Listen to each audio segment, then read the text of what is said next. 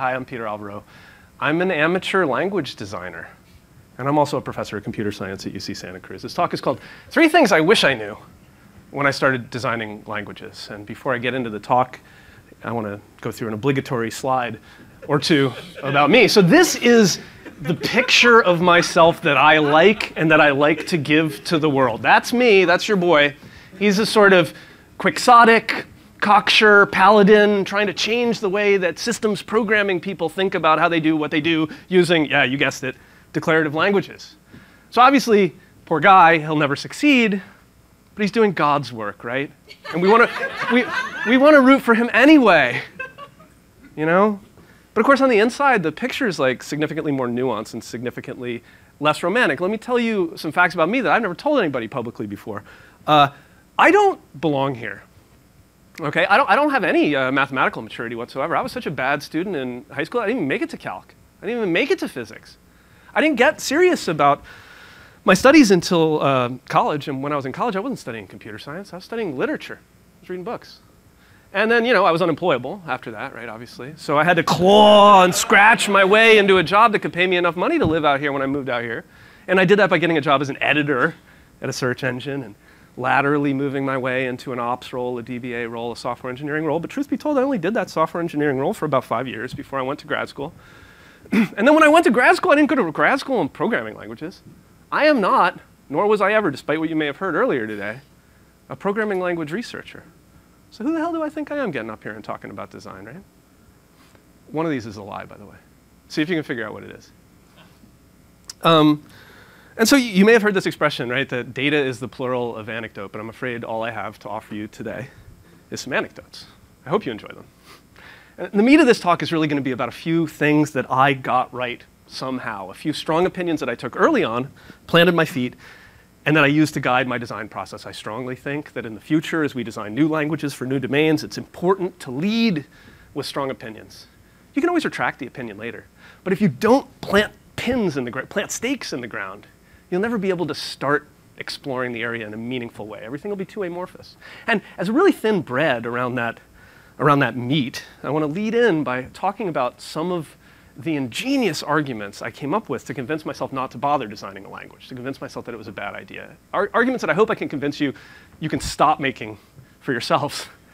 And then at the end, obviously, I'll talk about a few things that were surprising that I learned along the way. So by way of prelude, I want to talk about FUD. You've all heard the term FUD, right? Fear, uncertainty, and doubt. It's something that typically companies sow in their potential customers about other companies. I think IBM coined the term. Your salesmen go talking, they say, oh, you could use our competitor. Yeah, I hope that works out for you, you know? I think FUD is also something that we do to ourselves when we ask whether it's a good idea to do this thankless and laborious effort of language design. And I want to identify 3 killer bad arguments that we use to convince ourselves not to do it. The first is the really superficial one, and it has to do with the look of a language. Amateur language designers like me tend to believe that a new language, a revolutionary language, should look unlike any language you've ever seen, right? It should look like the domain it's modeling, it should look cool, and it should look different enough from every other language that's ever existed. And you may be surprised to hear, because it seems so superficial, right? Who cares about syntax anyway? But I probably lost more time in this time sink in the early days of language design than any of the others. You know, because I would sit there on the beach with a notebook, or I'd sit there in bed with my Google Docs, and I had this process where I was trying to write a new language for protocols. And I had a bunch of protocols, you know, Paxos and so on and so forth, that I thought were really hard. And the exercise went like, can I invent a new syntax that makes it easier for me to express these things? And I would try some toy syntax, sometimes just like an English language syntax. But invariably, 9 out of 10 times, after I was done, here was my attempt to implement two-phase commit in some new language that you never heard of. And I sort of sit down and I'm like, oh, fuck, man. That's just Erlang. And that's okay, right? But that would be enough for me to abandon the attempt, right? This language is not sufficiently new looking. And I wasted a lot of time in that way. I didn't start making progress until I gave up thinking about what a language is supposed to look like and said, I'll figure out the look last. I want to figure out what the sort of domain of discourse should be of the language. What should I be talking about, not how should it look, right? And moving from the superficial to the slightly more fundamental,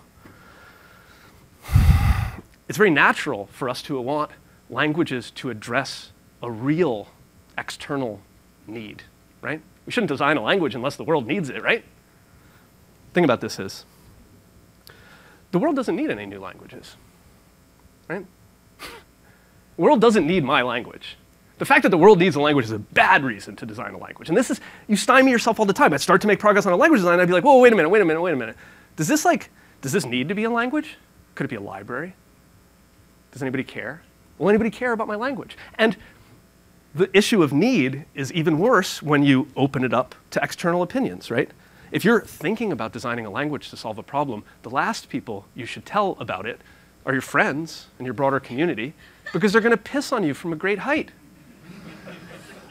During the first year of my grad studies, I went to my first conference and I told a luminary in my field that I was working on designing a programming language for distributed computing, and he literally laughed me out of the room. And I was a student, and this was a bunch of senior people. I got laughed out of the room. I had to leave the room. And then another year later, I was at Lang.Next at Microsoft presenting on this work, and a luminary in our community and a couple other people just stormed out of my talk in the middle. Yeah, so they didn't like it. And when I presented at my job talk at Harvard, a systems researcher who I admire very much said something along the lines of, yeah, you know, this kind of reminds me of a racket, and in racket, everything's a parenthesis. So in your language, what is the thing that is everything that I don't buy?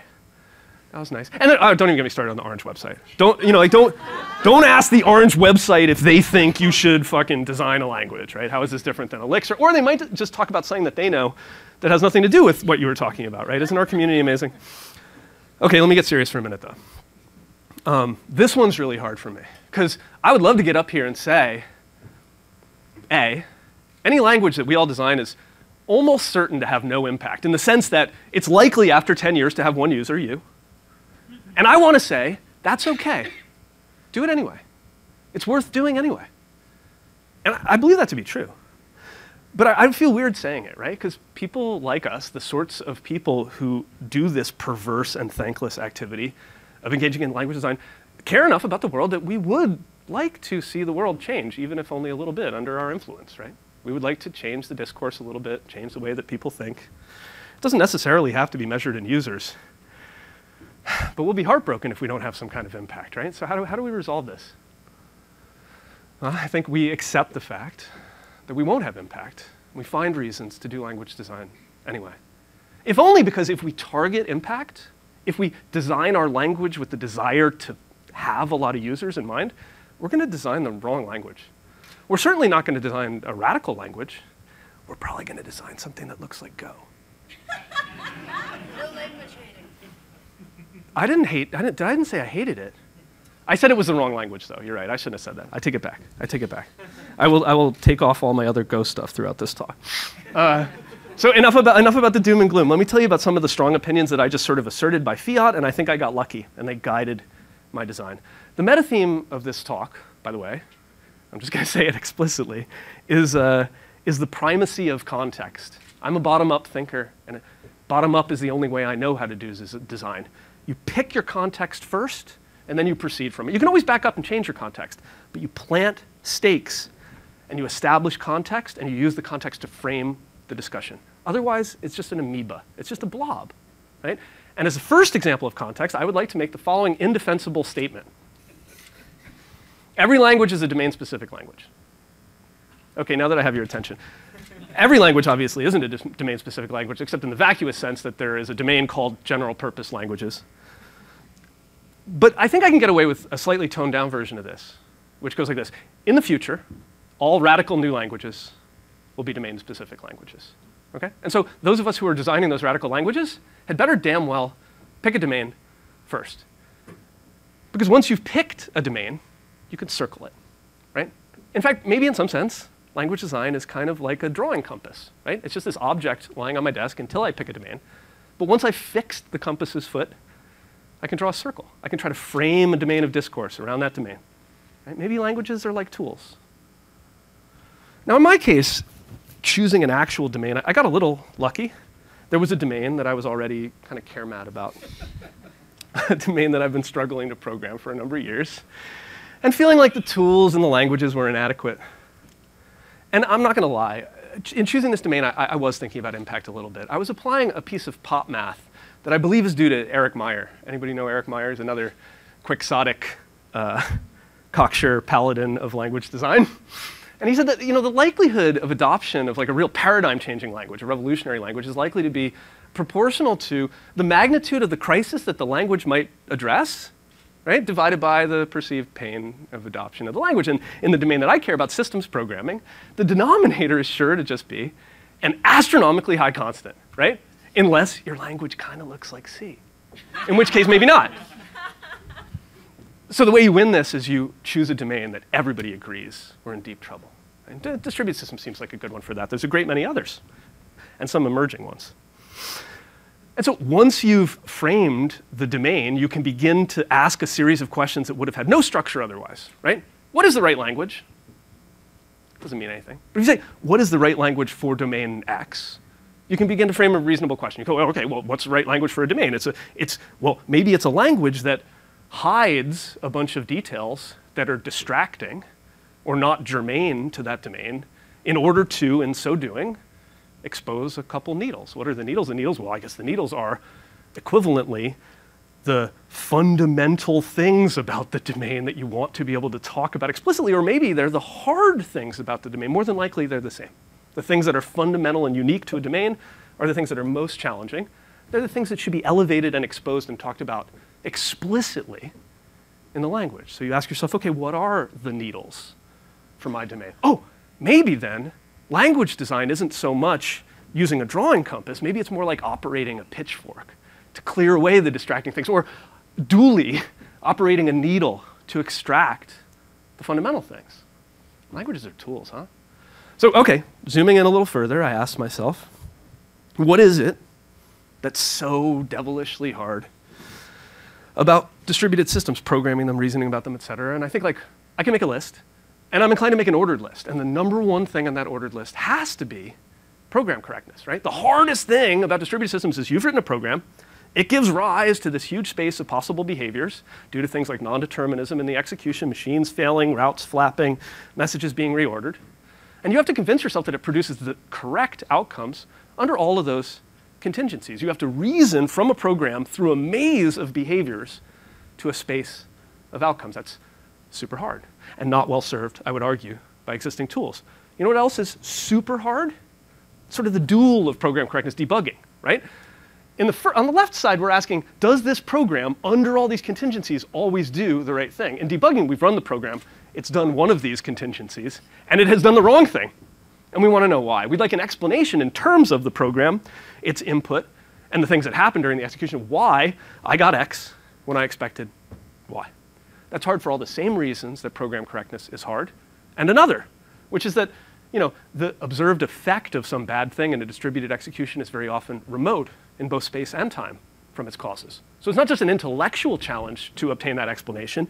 It's also a technical challenge to combine all those logs and do a big Hadoop job. It's like a big pain in the ass to do distributed debugging in addition to hurting our brain.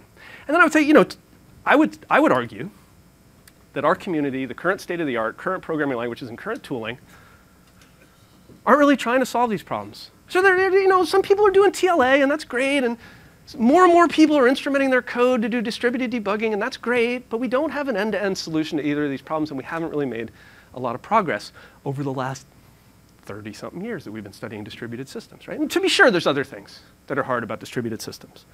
But I'm inclined to say they're not top-shelf concerns, in large part because they're not, like, distribution isn't what's fundamentally hard about them. It's just incidentally hard, if you like. So, like, distributed systems are large software systems that are difficult to maintain, difficult to do bug fixes, difficult to release new features, minimizing dependencies on other running code, right? But our community has done a lot of work, a lot of good work over the last decade, thinking both about organizational processes that make release easier and architectures that are ideally suited to being able to do incremental release with minimal dependencies, right? Our community's made a lot of progress in this area. And so I'm not going to talk about it anymore. There's hope there, but that's not what's really hard, right? The other thing that our community's done a lot of great work on, and something that is certainly hard, is the problem of keeping code portable and manageable, in heterogeneous environments, right? And there's been a ton of great work in virtualization, right? It's easier than ever to think about our code running in an extremely heterogeneous environment. in a multi-tenanted way that maximizes utilization, and that's great. That's great.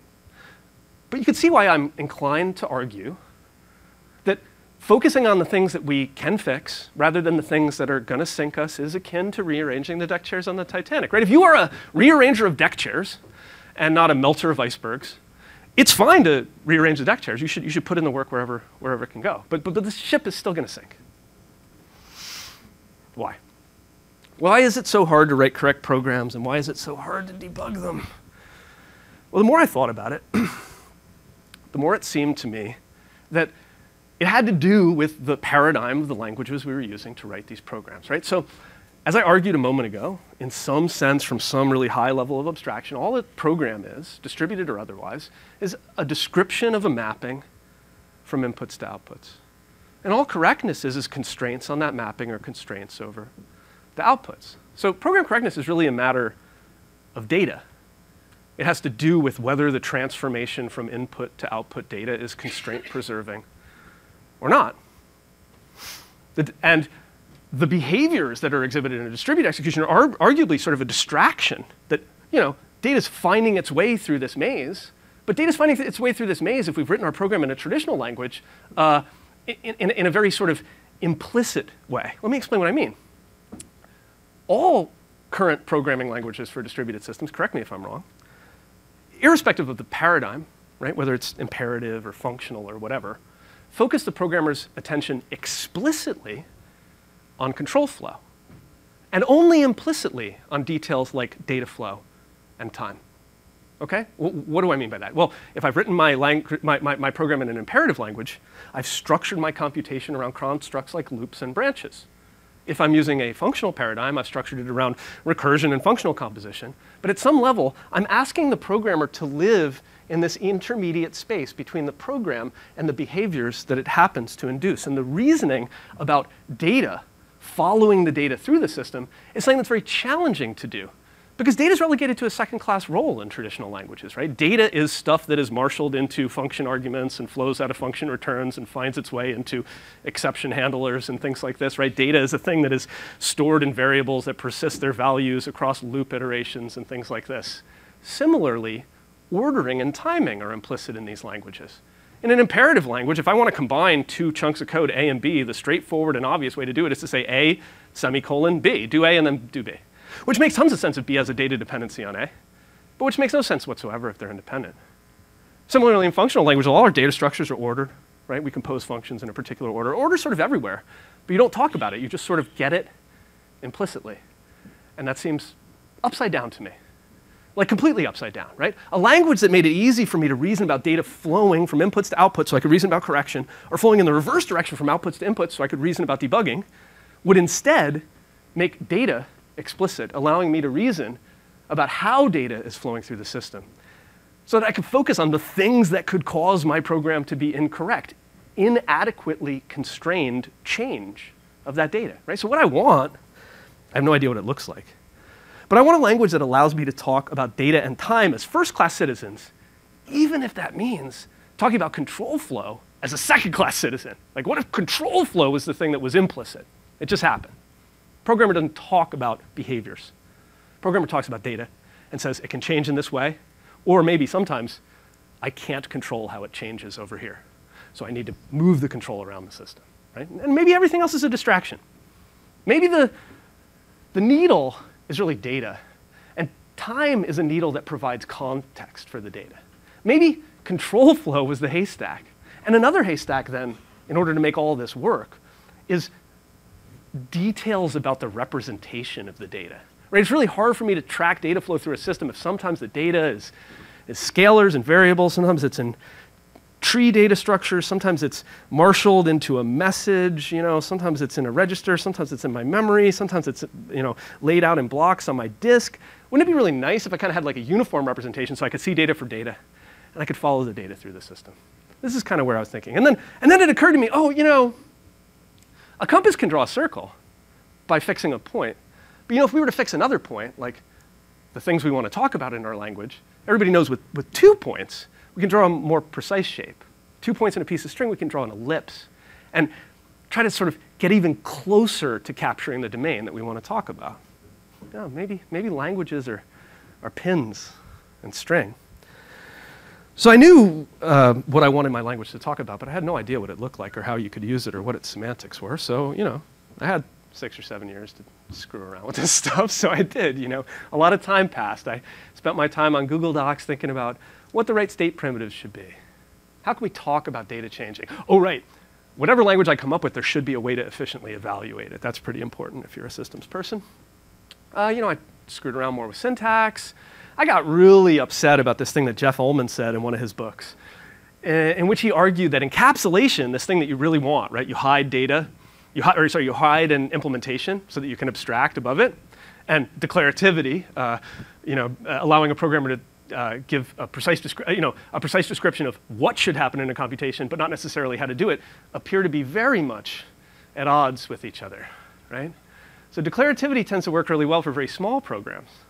But when we want to build big programs out of small programs, stuff gets fussy. I'm not going to talk much more about this in this talk, but this is a problem.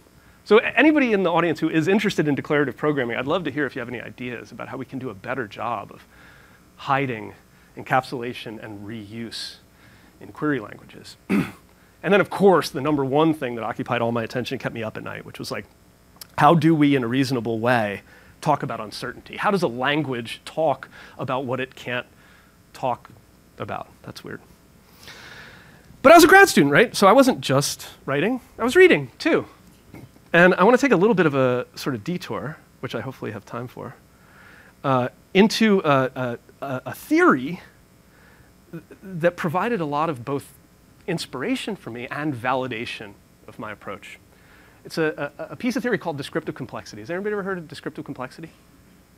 I didn't think so. OK, it's a subfield of finite model theory. Has anybody ever heard of finite model theory? OK, doesn't matter. So there was this finite model theorist named Ron Fagan at IBM. And a year before I was born, in 1974, he made this like profound discovery. It's like the coolest thing ever to me. And I'm not a complexity wonk. I just think it's really cool, like by analogy. So he observed that the complexity class MP, right, the complexity class, the class of problems that can be solved by a non-deterministic automaton in polynomial time and whose solutions can be checked by a deterministic automaton in polynomial time, is precisely the same as the class of problems that can be expressed in a somewhat arcane logic known as second order existential logic. Anybody ever heard of second order logic? Cool, OK, so as we all know, first order logic allows us to talk about members of domains and their relations to each other. It allows us to quantify over those members of domains. If there exists an X such that it has some property, or for all Y, there's some property. Second order logic allows us to, in addition to all that, quantify over sets and relations themselves. It allows you to say, there exists a set with some properties, or for all sets, some properties hold. And so second order existential is the fragment of second order that allows you to say, there is a set with some properties, but not to quantify universally over sets. Right? So Ron noticed that this complexity class, which we usually think of in the context of computational machines, right? We have these measures of complexity, space and time, that would appear on the surface to be very closely tied to our model of computation, Turing machines, this infinite tape and a head that writes ones and zeros on the tape. It makes sense in that context, right? Because you can ask yourselves, to solve a particular problem, how much tape do I need, and how many times do I need to write something on it?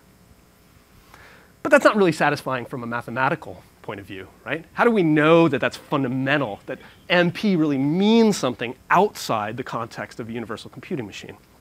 And Fagan's results suggested that there may be a rich correspondence between languages and the exact class of complexity that they characterize. So I'm not going to spend a lot of time on this, but this is really cool stuff, OK? You got to take my word for it. So you're familiar with the 3 coloring problem, right? I have a map, and the question is, can I, just using 3 crayons, color in all the countries in the map such that no 2 countries that are adjacent are colored the same color? And it's easy to see that we can express this in second order logic. We just say, there exists a relation R, red, yellow, and blue, with some assignment of values to them, such that for all countries, it has a color. It's either red, blue, or yellow. And for all other countries, if there's a border, then they're not both red, and they're not both yellow, and they're not both blue. That's cool. On the one hand, that's cool, because we can see that an NP-complete problem can be written down in second-order logic, but many of you are saying, who cares? Like, I don't know how to actually execute this. But if you look at it from the other side, it's really interesting, too, because, like, let's say that I had an assignment of values to those three relations, red, yellow, and blue.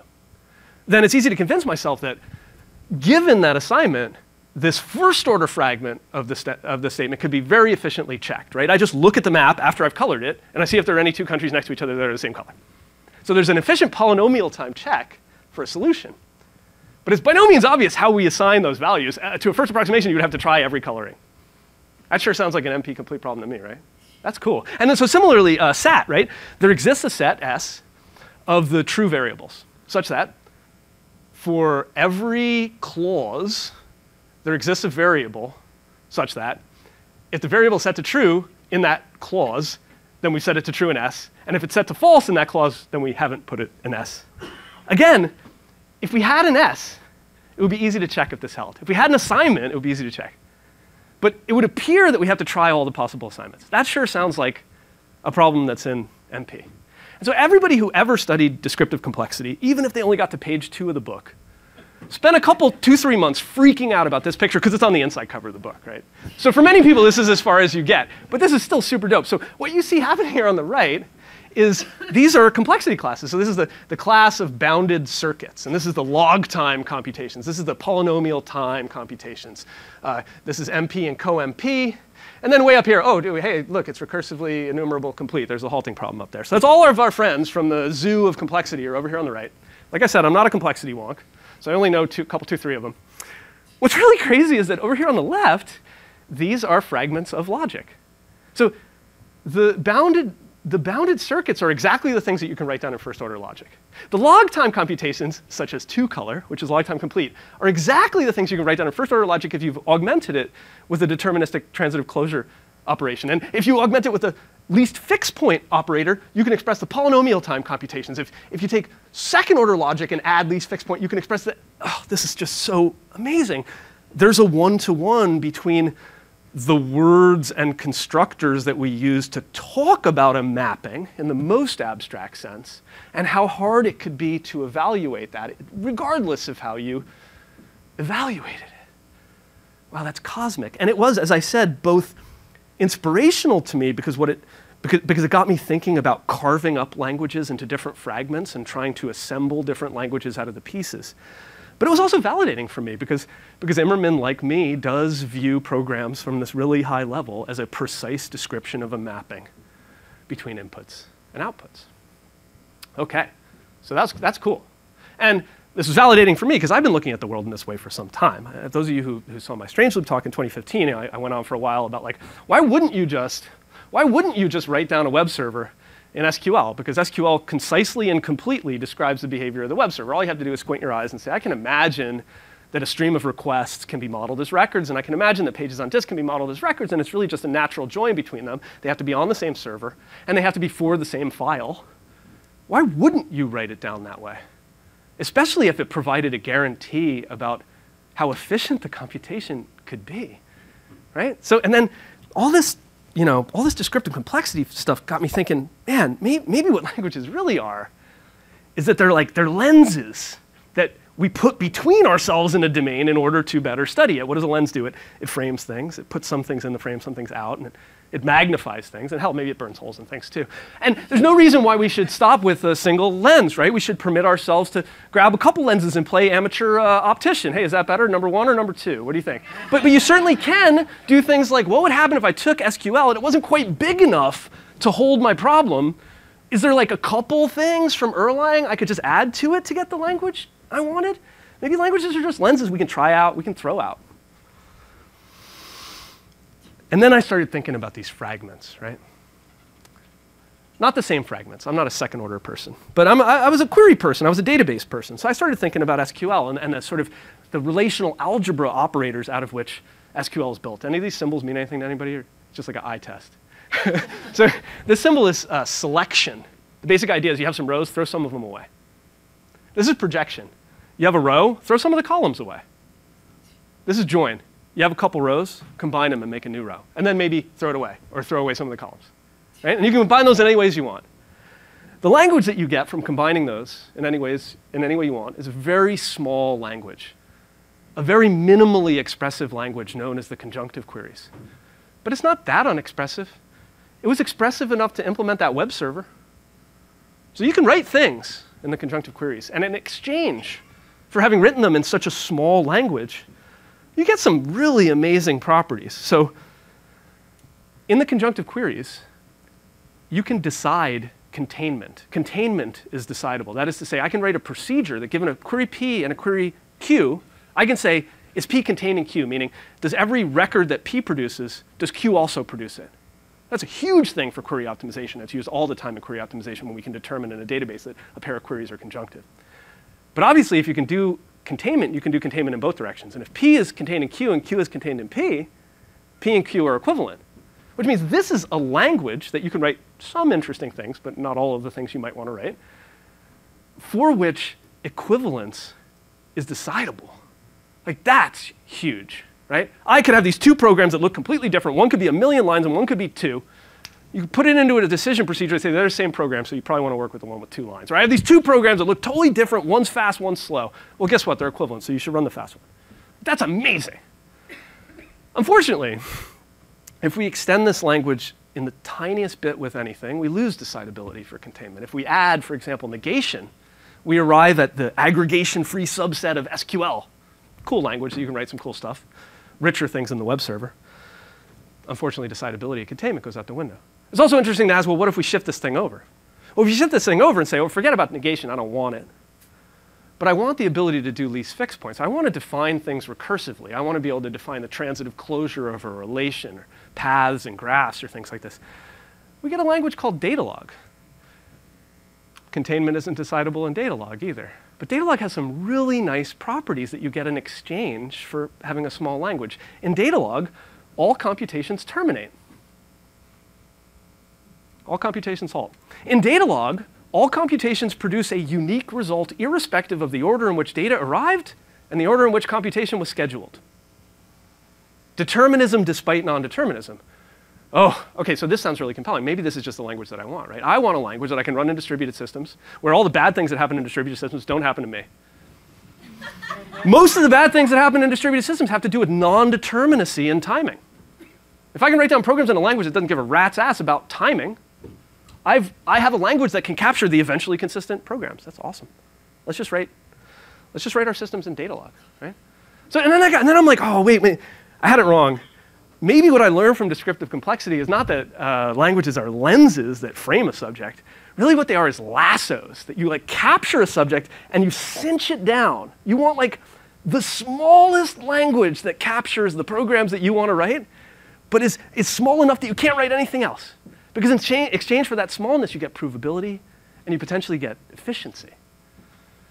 Context, context, context. All right, let's talk about context for a minute. I promised I wasn't going to show you, or did I say this at the beginning of the talk? Maybe I forgot to say this. I forced myself in this talk to not show any syntax because I didn't want it to be about syntax. I wanted it to be about the process and stuff. It turned out that was super hard to give a talk about a language without showing any syntax. I think I can get away with this because it's just a record, right? This isn't the syntax of my language. So, you know, in Datalog, I can talk about knowledge. I can talk about a particular piece of knowledge, a string called details that is in a predicate called knowledge. So you ask yourself, OK, well, what if I wanted to use Datalog to capture distributed computing? Well, at the very least, I would need to also talk about space, the location of data. Because it might be the case that somebody knows the details and somebody else doesn't. And if we want everybody to know it, we have to invent a protocol to move the data around, right? That's cool. Well, that's easy because in some sense, I'm going to say this slowly. In some sense, space has no semantics. Space is just a name of a thing. So we can just add another column to a Datalog relation and model the fact that host 1 knows this, but host 2 doesn't. That's interesting. I didn't need to change anything to model space. Space doesn't mean anything. It's just a name. Sure, we have to figure out how to route to the host, but that's not our language's problem. What we've done is we've added context and set a richer thing. Now, 2 things that Datalog can't do that we need to do if we want to be able to model the sorts of systems that we write is it can't model time-varying state. It can talk about knowledge, but it can't talk about that knowledge coming into being and then being lost or changing or something like that. Certainly these things can happen in real life. And maybe more fundamentally, it can't capture all that uncertainty that makes these systems so hard. I can't talk about what it means to be unsure about when you receive a message that I sent. And it occurred to me in a dream that maybe you could kind of kill both of these birds with one stone by salting in one more piece of context. It's one thing for something to be known. It's one thing for it to be known by an agent. And it's another thing for it to be known by an agent at a particular time. Now we can start to model a time before 27 where it wasn't known, or a time after 27 when it changes to some other knowledge, right?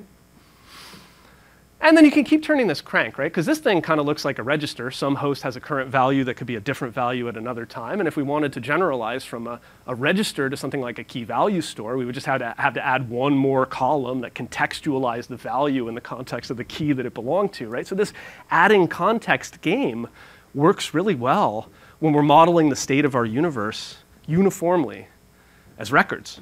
Unfortunately, the Datalog language didn't give us any way to talk about time changing. So we'll need at the very least to be able to model state change to add two things to Datalog. A successor function, so we can talk about time marching forward, which changes the expressivity of our language, of course. And we have to be able to talk about negation, too. Because if we want to model mutable state, we have to talk about what changes and what doesn't change as the clock moves. So we need to be able to say not, and we need to be able to say +1.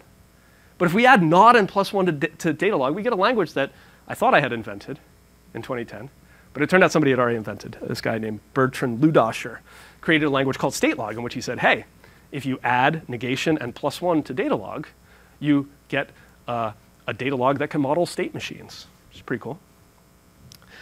And then the one last thing to add was something akin to please advance the clock by 1. That was more like, please admit that the clock changes in a way that I can't control. And when I send you a message, my clock is 27. What is your clock when you get the message? Can I even say that it's greater than 27? I don't think so. So I think I have to say, I can advance the clock by 1, and I can make the clock jump to some random place. And if I can capture both of those things in language, my language can talk about everything that can happen in a distributed execution. That's pretty cool. Unfortunately, it yields a very big language, a Turing-complete language, in which I can express any program. And this isn't surprising, right? Because there were all these protocols that I was trying to write, and I added to Datalog until I had a language rich enough to write them. So now I could, oh, this is syntax, but you can't read it, so it doesn't matter. So I went ahead and, implemented two-phase commit. And I was like, yeah, that was cool, that felt right. And I implemented three-phase commit. Oh, cool, that felt right. And I implemented Paxos. And in every case, I needed all of those things. I needed least fixed point, I needed successor, I needed negation.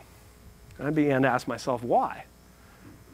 And then I took a step even further back, and I was like, what is it about these protocols that they seem to require negation to express, seem to require, broadly speaking, non-monotonicity to express? And they also are the things that I deploy in a system when I'm concerned about non-determinism in ordering. So some weird thing happening where negation is required to say these things, and it's also the reason why I might want them. My advisor, Joe Hellerstein, characterized this sort of dualism in this way. He said, you know, if you want to write a protocol that waits, typically you do it by counting. You count votes or something like that. Thank you, 5 minutes. But if you want to count something, you have to wait until the thing you're counting has stopped changing, so you need a barrier. So in some sense, there's this weird correspondence between waiting and counting. You need to count to wait. You need to wait to count. Not 5, but 10? Yep, 10. OK, great. Another way of saying that is like, there's something about not, right? We need not to write a protocol that expresses synchronization. And if our program has not in it, it might require synchronization, as we saw in the case of Datalog. Which means there was another fragment that I should probably explore that I somehow neglected to explore before, which is the negation-free fragment of Daedalus. Okay? I can talk about state evolving over time. I can combine data in a variety of interesting ways, including performing looping. I can be honest about non-determinacy in message delivery order and non-determinacy in what hosts I can expect to be up at one time or another. And yet it yields a language which produces a deterministic outcome for all message delivery orders. That's pretty cool. And I like to imagine that somebody much smarter than me one day will draw a chart that looks like Immerman's chart that is trying to explore the relationship not between fragments of logic language and complexity classes, but between fragments of logic languages and fundamental requirements for synchronization. Right? We can imagine that there are programs that we can write which require no synchronization whatsoever, and we can imagine that there are programs that we can write that are somewhere in this region up here that don't require huge synchronization, that we could find an appropriate synchronization regime for. Okay. By way of closing, so this is weird, right? What is all this stuff about? What do all these things have in common? What does a lasso have in common with a lens, with a compass, with a magnet? One thing that they have in common is that none of them are the thing, right? None of them are the artifact. They're all tools that mediate between an object of study and a subject of study, right? Whether they're framing things or shrink wrapping things, it has to do with intimacy between a domain that we care about and a poor person who really cares about the domain. So I think what I took away from this experience of working with Daedalus is that there's really only one good reason to design a language. It has nothing to do with external need. It has nothing to do with expectations of impact. It certainly has nothing to do with the look and feel of the language itself. It has everything to do with deciding that you want to understand a domain so badly, and because you've tried everything else, that you want to get skin to skin with it. And there's no way to get closer to a domain to fit it so closely than to design a language around it. Okay, so I hope I have convinced you that it's not about the look, right? It's about the fit. That we shouldn't seek an external need to fill when we engage in language design. If we engage in language design, we're doing it because to fulfill a really serious need of our own. And the impact, well, I don't know where to do this, because I think there's a lot of different ways to measure impact. I will admit that after about, let's see, how long has it been? It's been almost 10 years since I designed Daedalus. How many users do you think it has? 3? Are you one of them? So because I only know of the one. So yeah, it only has 1 user. So it's a failure, right? No, I don't think so. I think it was the biggest success of my life. I think that Daedalus is my boy. Daedalus is this thing that I use to frame my understanding of distributed systems problems. In fact, in meetings, it's often the case that somebody's explaining something. I'm saying, wait, explain it again. I don't get it. Wait, explain it again. OK, hold on. Let's do it in Daedalus on the whiteboard. Oh, OK, I see what's going on there. Daedalus is how I understand distributed systems now. It's my internal language. I dream in it. And pretty much all the good research that I've done since then has been built on it. Sure, nobody read this paper. I couldn't get it accepted to a good workshop. Nobody read the paper. And that's not true. I read it 100 times. and I used it as the basis for lineage-driven fault injection, which is the main research project of my lab. I've used it in applications like protocol repair, consistency analysis, a variety of kinds of distributed debugging. It frames the way that I think about the world, and it's my greatest success. Poor lucky me. Can anybody guess what the lie was? You are a researcher. Yeah. So I was talking about this talk to a PL researcher friend of mine, and she's like, it sounds like all these surprising things that you learned, A, aren't surprising, and B, were because you weren't doing language design. You were doing PL research. So in some sense, that was a lie. I am a PL researcher, and so can you. Thanks.